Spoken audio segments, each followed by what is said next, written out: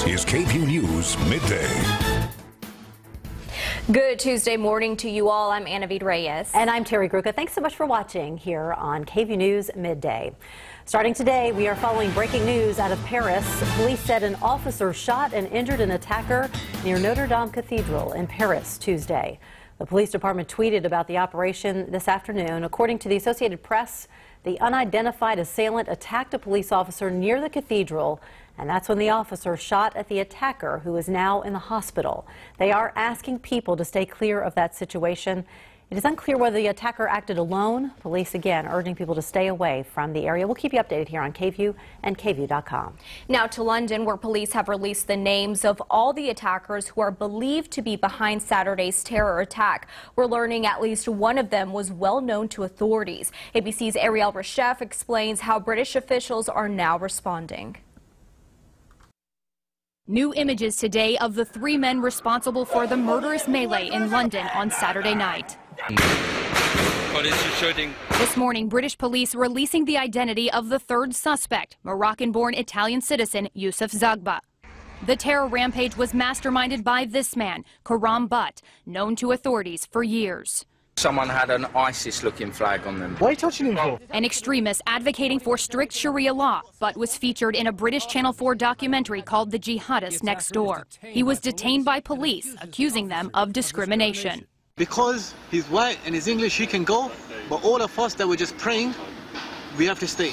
ABC News has learned Butt worked for the London transport system. The three assailants were shot dead by police within 8 minutes on Saturday night in an unprecedented hail of gunfire, but not before they managed to run over and stab 7 people to death and wound nearly 50.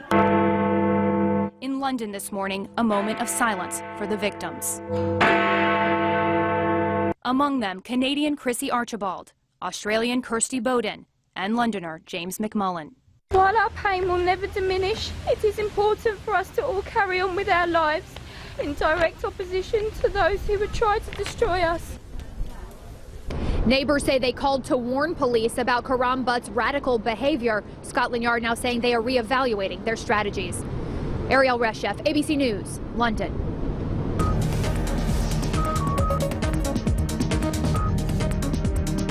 Yeah, the big storms yesterday, a distant memory. Now we finally can breathe a sigh of relief as we'll start to see more quieter weather come through central Texas over the next several days. Here's what it looks like outside on top of our studios. Just a few puffy cumulus clouds and temperatures in the lower to mid 80s. We'll see those temperatures climb to near 90 degrees by the end of this afternoon.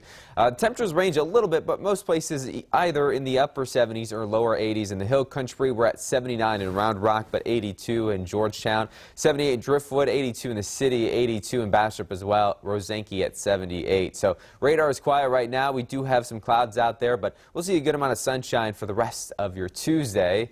And again, that will warm things up. We're looking at highs anywhere from the upper 80s to lower 90s. How long does this stick around, the quiet weather? We'll talk about that in full weather in a few minutes. Terry. See you then. Thanks so much, Nathan. Happening today, we may soon find out whether Governor Greg Abbott will call a special session. That's right. The governor is holding a press conference later today, and as KVUE's Corey Coffin reports, he's been hinting that he will bring the legislator back for another 30 days. Corey?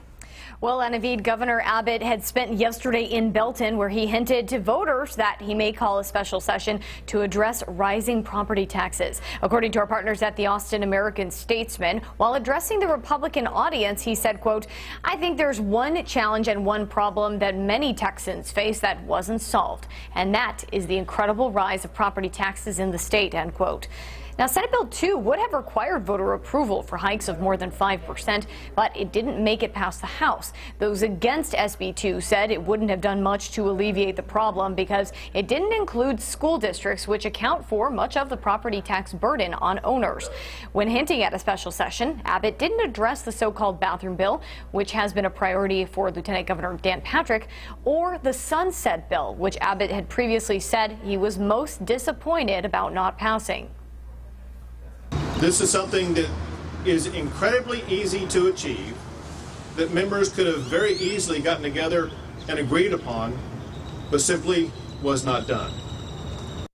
Now, the sunset bill allows certain government committees to continue operating. Without passage of that bill, those committees would have to effectively expire. Now, if Abbott does call a special session, it would last for 30 days and cost taxpayers an estimated $800,000. We'll find out in today's press conference at 2:30. Live in the newsroom, I'm Corey Coffin for KVUE News. Guys, back to you. Thanks, Corey. This midday, we're learning more about the man who authorities say shot and killed his former co-workers at a factory in Florida Monday morning. The man killed 5 people before killing himself.